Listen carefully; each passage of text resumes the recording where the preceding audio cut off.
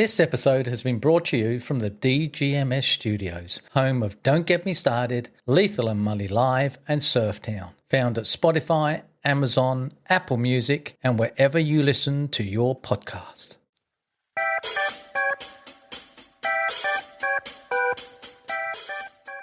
Welcome to Keith and Lee's Don't Get Me Started.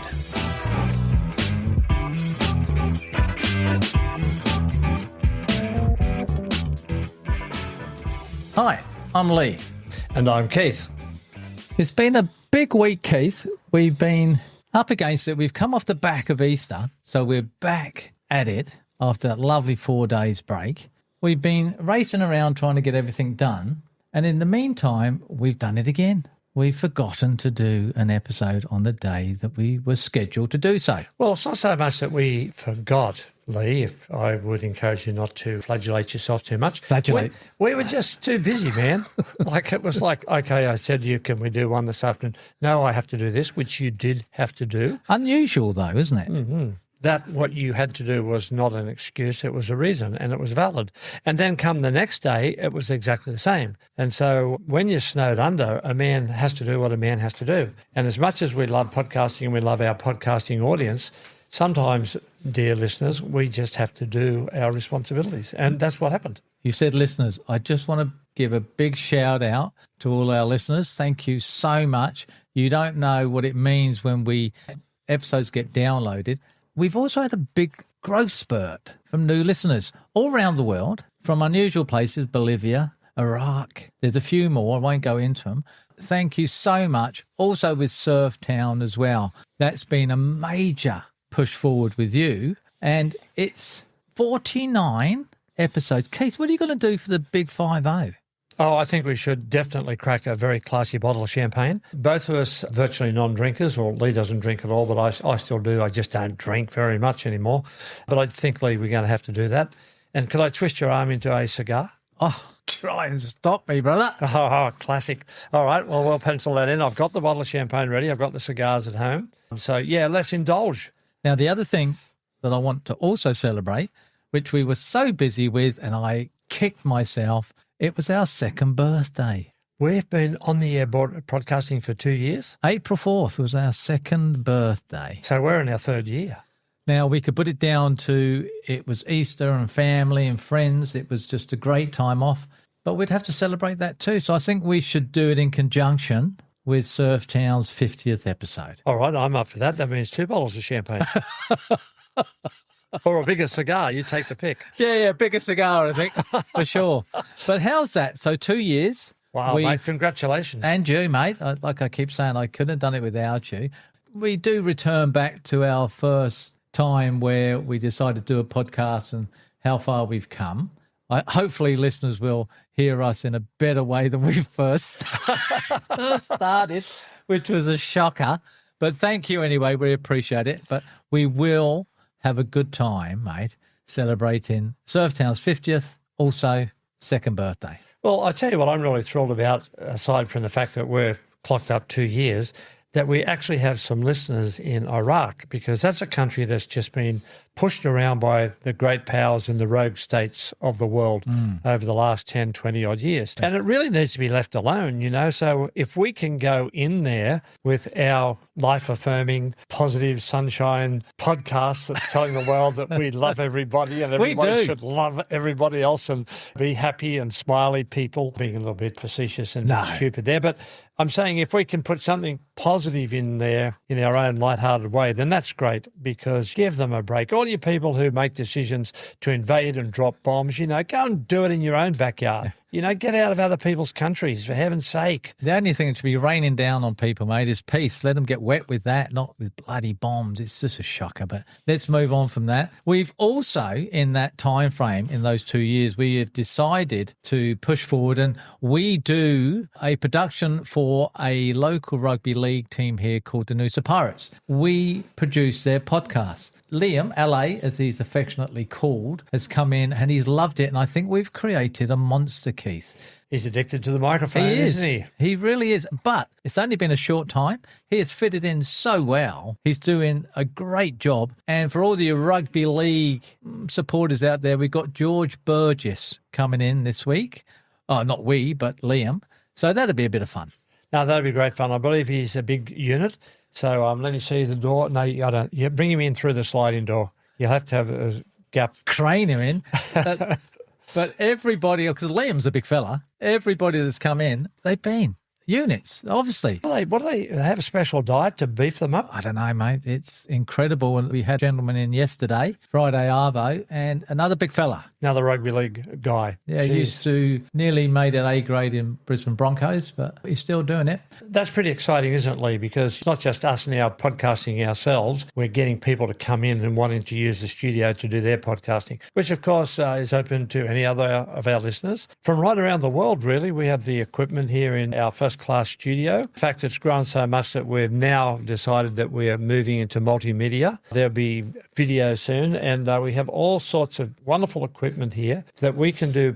We could record podcasts from anybody around the world. We are. So if you want to contact us, if you're in Australia, if you are international, we are very happy to record a podcast and do the editing and then send it back to you and we can work out terms. We have various rates. Give me a call, send me an email. Don't get me started 2024@gmail.com or dgmsstudios@gmail.com. Let's see what we can do.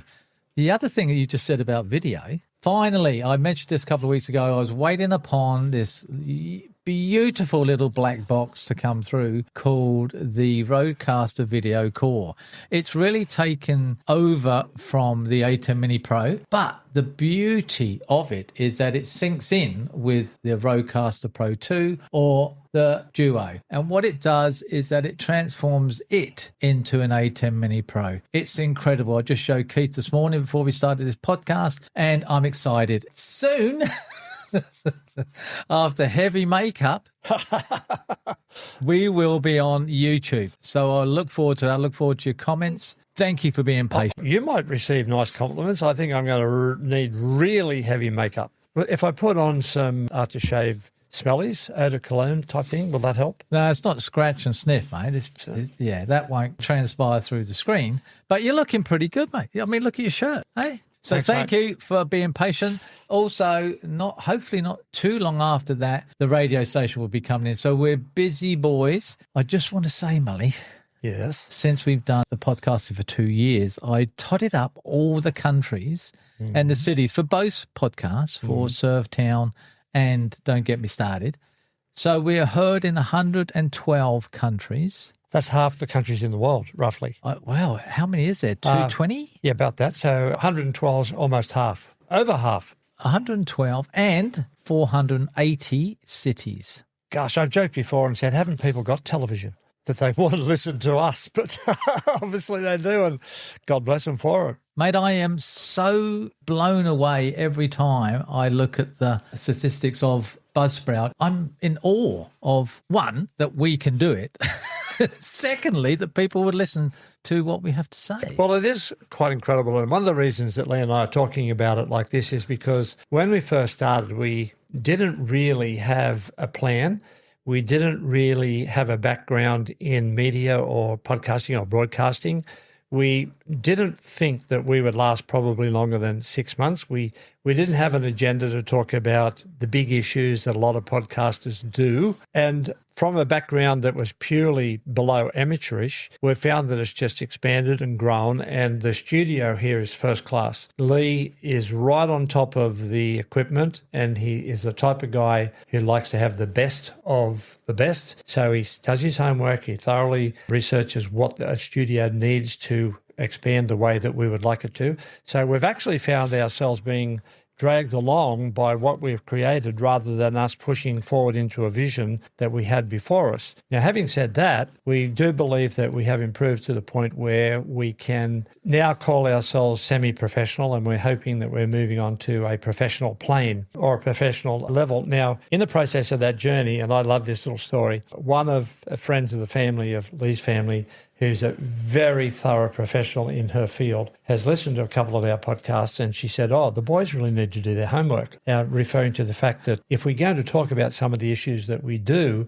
that we should do our homework more thoroughly so that we can present a much more in-depth analysis of what we're talking about. Now, the reason I love that story is because we've never promoted ourselves as experts in any of the topics that we talk about. Sometimes Lee might say to me, well, what are we going to talk about today? And I'll say, why don't we talk about do clothes maketh the man? And then half an hour later we record it. Lee will panic and he'll do most of the research, and I'll just give it a bit of thought. I'll jot down a couple of points and off we go. So the reason I like that story and I laugh about it is because even if we did our research, would we be saying anything more profound than what we're actually talking about? No, well, we've done over 100 episodes with Don't Get Me Started, which includes the Men's Quarter, includes NOOSA Now, and the Coffee Odyssey, which we have both enjoyed thoroughly. Every day, I'm looking forward to it tomorrow. I think we need to go before we go up the hill, because we can't get down after. Yes. We have done over 30, and I'm sort of struggling a bit to find more. Keith will still carry on and find more. But in that time frame, we've done 30 odd. So we're nearly done with Surf Town, Don't Get Me Started, and Keith and Lee's great NOOSA Coffee Odyssey, nearly 200 episodes. Yeah, that's pretty remarkable. And the reason we started a podcast about coffee in our local town is because NOOSA is a premier tourist holiday resort here in Australia, particularly in Queensland, and very, very popular. And of course, Aussies love their morning coffee, and we do too. And we found that we're often out just about every day having a coffee, and we decided, why don't we just do a little podcast about it? And again, the fact that we're not really coffee experts, that we don't know if the caffeine level is high or low, if the froth is the right temperature or not, or does it have a nutty taste or whatever. We don't really know, but it didn't stop us. So off we charged, and next thing you know, we've popped out 30 episodes on talking about the ambience and the taste of the coffees that we have been sampling around town. And of course, we've called it, facetiously, Keith and Lee's Great NOOSA Coffee Odyssey. And last night, I said to the wife, can you press a couple of buttons on your AI program that you're studying there and bring up a song or a poem about our great NOOSA Coffee Odyssey? And she did. And it popped out instantly within seconds. I was mind blown. And then I said to her, can that be converted into a song? And she said, yes. So she pressed a few buttons and configured a few things, and then bang, this song popped out, which is just astonishing. And Lee is going to play you a sample. I am. Just before that, very soon. I just want to say that when we started off on the Coffee Odyssey, we really didn't know what we was doing, and we progressed as we've gone on. And now we both are much more aware of coffees. We're a little bit better than we were just getting a takeaway. I think we've enjoyed our journey thus far. Let me just play you this amazing piece that Keith sent through this morning.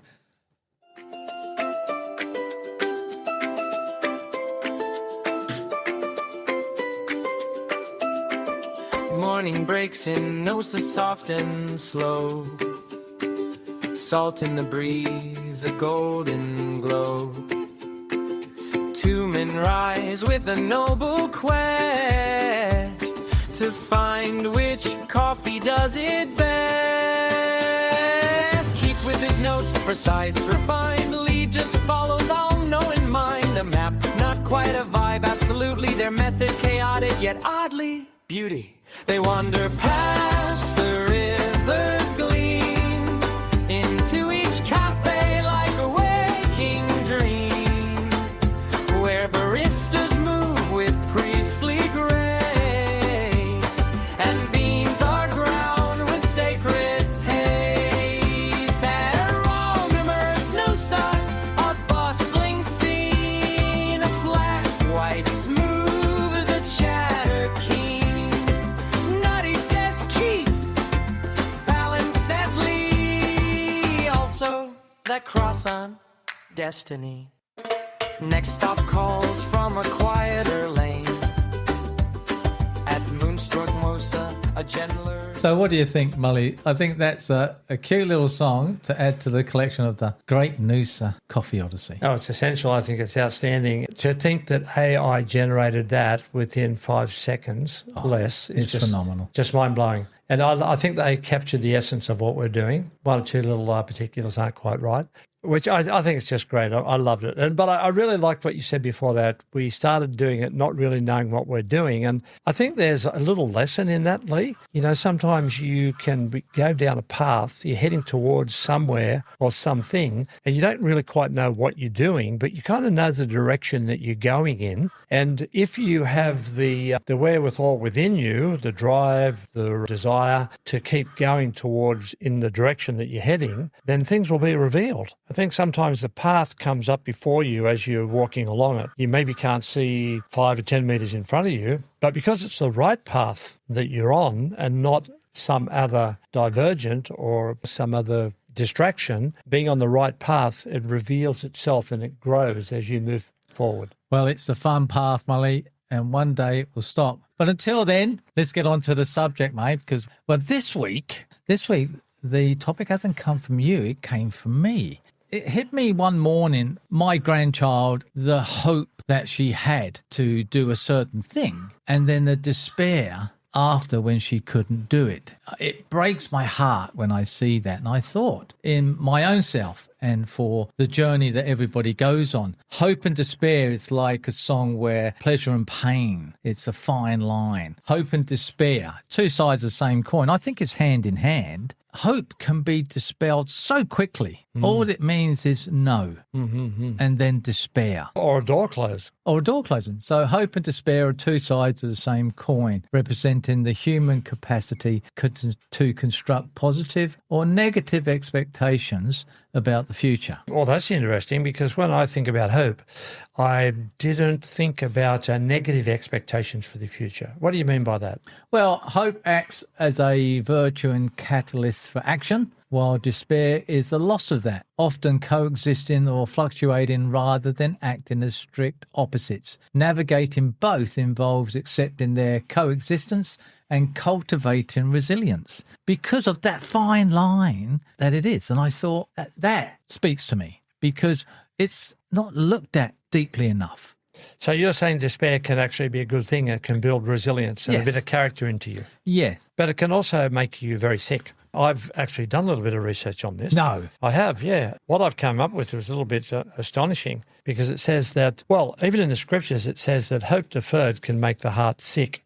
Hope that doesn't bring about what you wanted can make your heart sick. And then if you expand that further, it means that it can bring about depression, it can bring about sadness, it can bring about unhappiness. And of course, if you this is a bit of a key here. See, this is important, isn't it? Because if you have hope deferred and it makes your heart sick, if you start majoring on it, then it can slip into depression. There's a lesson. If you have despair for only for a certain period of time, do yourself a favour and then get on with looking forward to something positive. Yeah, it's the act of how big it is. It's like hope is a desire for a positive outcome, while despair is its absence. They're often experienced together as we navigate challenges. So that was it for me, because what she was trying to do, my beautiful granddaughter, was a challenge for her. And I saw it and it became so real. And then I took it into my life and how I have expectations of hope. Never really recognized it or never really resonated with me that it was hopeful. I just thought I would get it done or be able to acquire that. The despair can drive you mad. It can drive you nuts. It can make you depressed if you focus on that. But I always focused on hope more than despair. Yeah, well, despair can come about because hope hasn't produced what you have hoped and longed for. And in some cases, it may never realise what you want or that you've been hoping for. So you have to then embrace or own the despair and deal with it. You have to. And that's what I was trying to say before. You know, it's a learning point or a point that you come to where you have to get on top of the disappointment. Otherwise, it's going to consume you. But what I like about hope is that it can sustain you. If you have a goal or there's something that you wanting to attain, achieve, or to happen to you, or you want to go there. It could be, I'm hoping in the next couple of months to have a fascinating trip up to Eurasia and the roof of the world. And I'm hoping you'll come back in one piece. There's a few missiles, drones flying around up there at the moment, so I have to modify the trip. That's sustaining me at the moment in terms of, wow, this is going to be an absolute adventure. Sure. and there's a possibility of the Trans-Siberian Railway journey in that, which I think will be remarkable. So that hope is sustaining me in terms of something wonderful to look forward to. But you're not despairing about it. Well, it depends how close some of those drones go. Might hit the train. But at the moment, I'm not sure I'm going to be getting up into the Russian Federation because of the drones are going deeper into Russia, and it looks like it's going to stop us going to the destination that we had in mind. So we're going to have to stay south of the border in Kazakhstan at this stage. But that's pretty good because I'm going to be looking for Vladimir Boris Waxanov. Can't wait. The hero of Surftown. Because haven't heard from him for a while, mate. No. Well, last I heard, he was detained by the British regime when he passed through Heathrow. He's just disappeared down a black hole. Keir Starmer's got him. For some reason, yeah. Anyway, I'm on to his sister, and I'm going to be talking to her soon before the trip, and maybe I think he might have returned back over to Eurasia somewhere. Now, for those that aren't regular to our Don't Get Me Started, Keith's talking about a character in his other podcast called Surftown. Check it out. Hope is considered a virtue and a skill that requires conscious effort to cultivate in order to overcome the temptation of despair. Ooh. I like that one. Ooh. It's considered a virtue and a skill that requires conscious effort to cultivate in order to overcome the temptation of despair. Do you think it's a temptation? Despair's a temptation. They feel that you could be tempted by despair. Yeah, I'm not sure about that. I'm not sure I can agree with that, but I know what they're kind of saying. And listening to you roll that out makes me think, I wonder if there are people who actually have lived a pretty good life without hope. Hope has been described as longing for something that's unseen.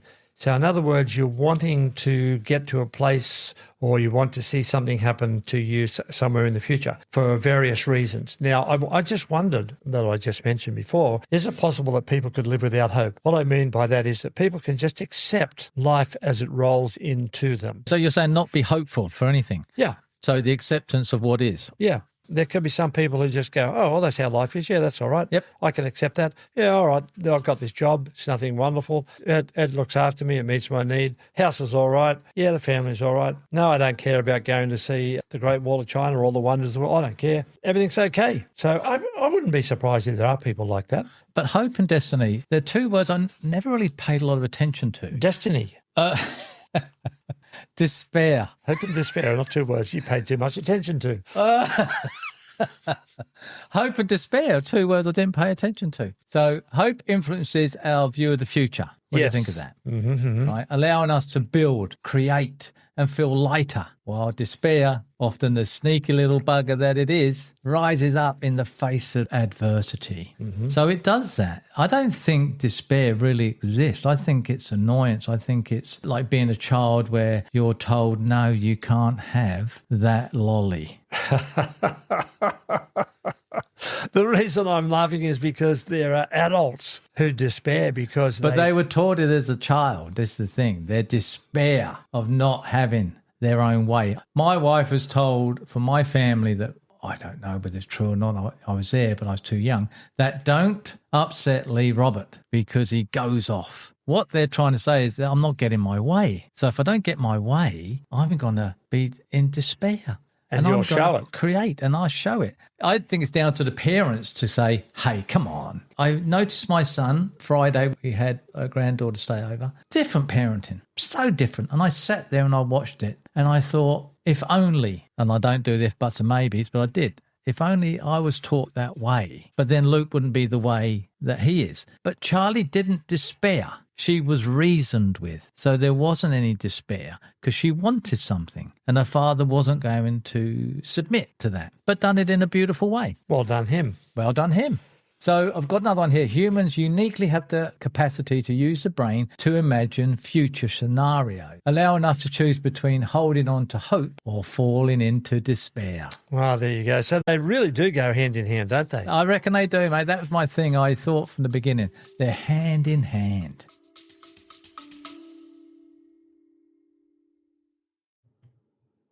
I hope that you're enjoying the podcasts and the content that we're bringing to you each week. I want to take a moment to invite you to support the show. Your contributions help us continue creating high-quality episodes, bringing in exciting guests and exploring the topics you love. Every bit helps, whether it's a small donation or signing up for our Patreon account.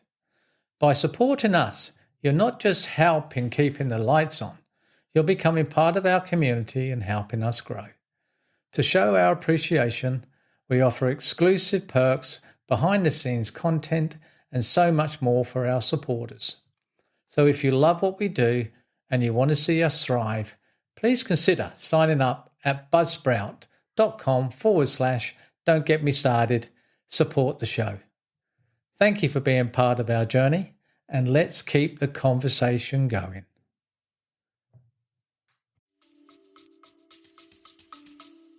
Now let's talk about hope a little bit here. Should your hope sort of donates expectations or even desires or wants? Wants, I think, yeah. Yeah, so should your hopes be realistic? I would have to answer, of course. I certainly hope for world peace. At the moment, we've got that terrible invasion and bombing of Iran. I hope that that's over within an hour. And Lebanon. The injustice of this is just making my blood boil. Of course, the whole world is suffering now because there's an embargo on the shipping of oil. Yep. And it's affecting everybody. So I hope that would be over within the next half hour. I'm not confident that it's going to be.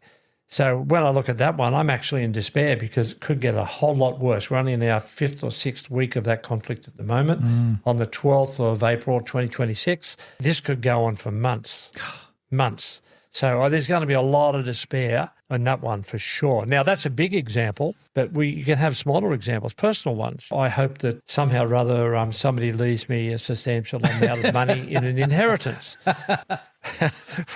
That's not realistic either, is it? Well, you don't know. This is the thing. I mean, you told me today about a person you know has been left something. So did you know about that before? They know about that before? I don't know. But what it said, I just read, is the capacity to use the brain to imagine future scenarios. I really like that because you do that anyway. You imagine yourself to be this or you imagine yourself to be that. But with that, it's allowing us to choose between holding on to hope or falling into despair. So what they're trying to say is it's a choice. It's like as a child, you were told be good.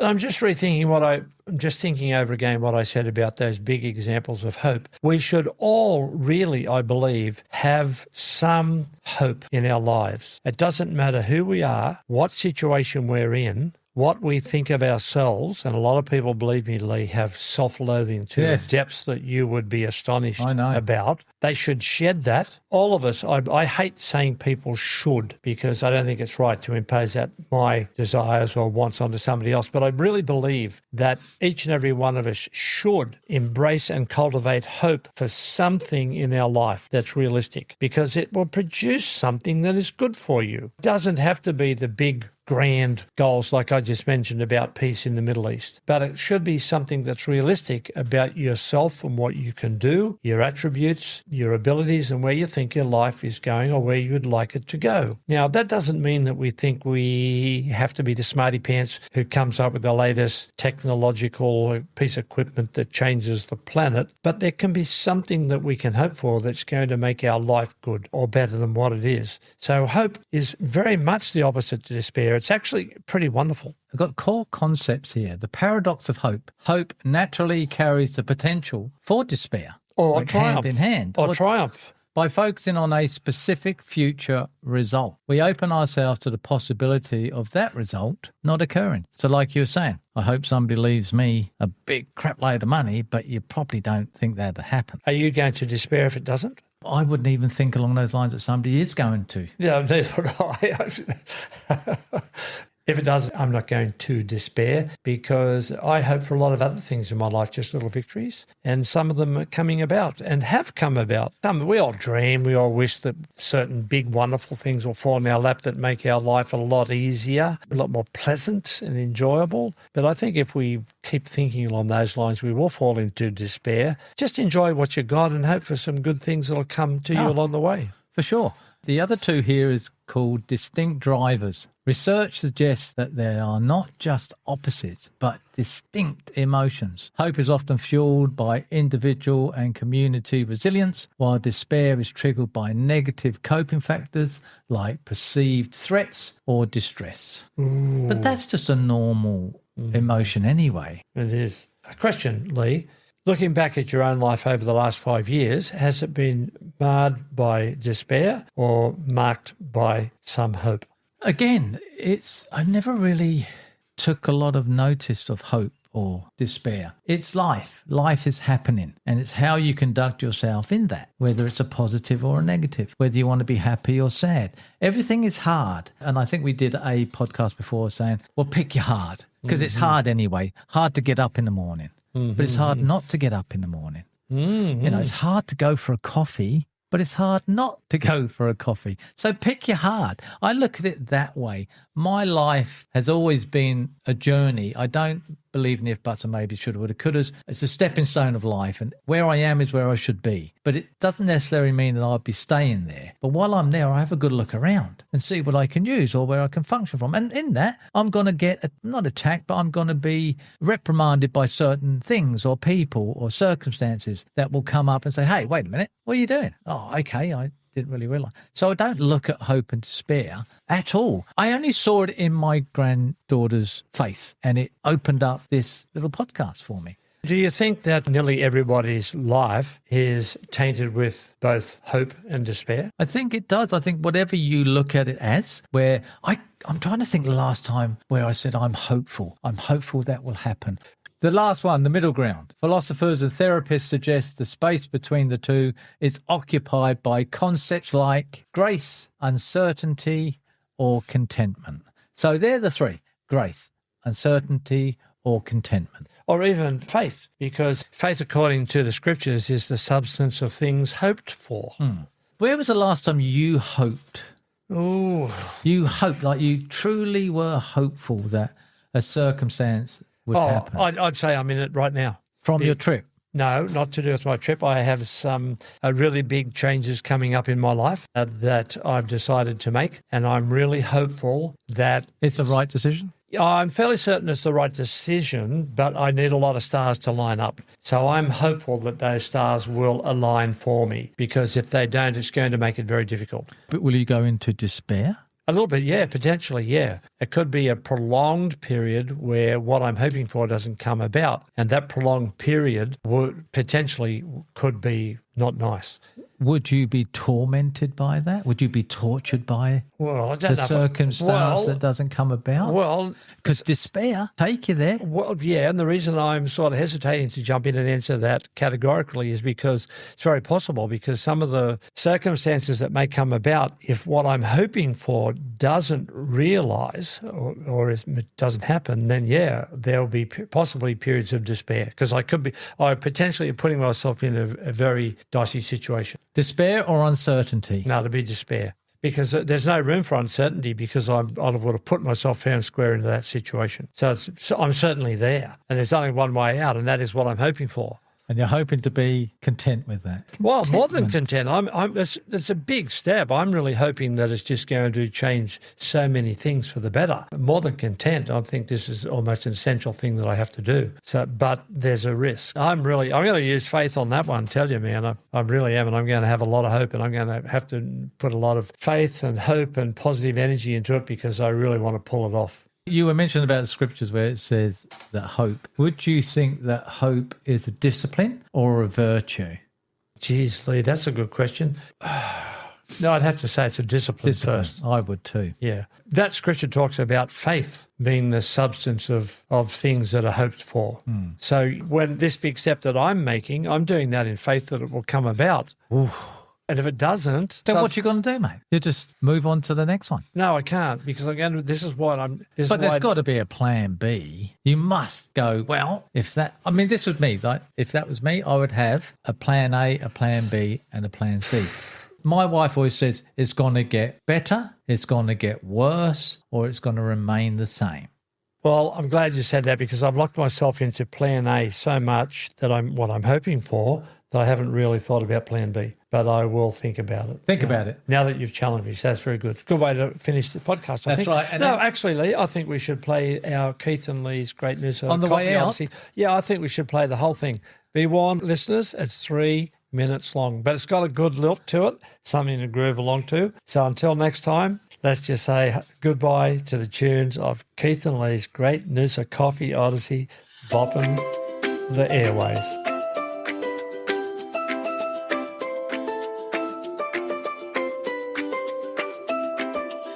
morning breaks in NOOSA soft and slow.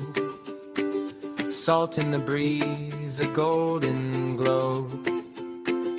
Two men rise with a noble quest to find which coffee does it best. Keeps with his notes precise, refined, lead just follows all knowing mind. A map, not quite a vibe, absolutely their method chaotic yet oddly beauty.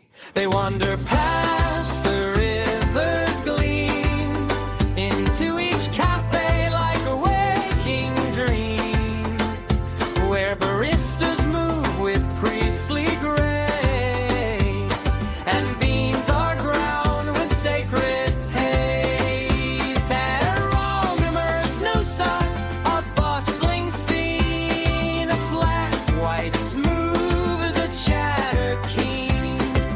Nutty says Keith, balance says Lee, also that cross on destiny.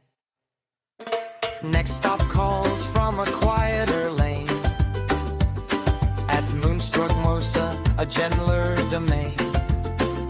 Here the brew is bold, a darker art. Notes of cocoa, Keith plays his part. Lee just nods, eyes half grows tight. Mate, this one hugs you properly right. Through bistros tucked in corners bright, they chase the perfect cup till night. Debates grow fierce, yet somehow kind. Too acidic, no, it's well defined. They rate the foam, the warmth, the view, the chairs important, the staff crucial too. For what is coffee stripped of place, if not a story we slowly taste? And as the sun sinks low and red, they tally scores inside Keith's head. But Lee just laughs, taps his cup twice. Mate, the best ones this shared, that's nice. So ends the day, but not the quest.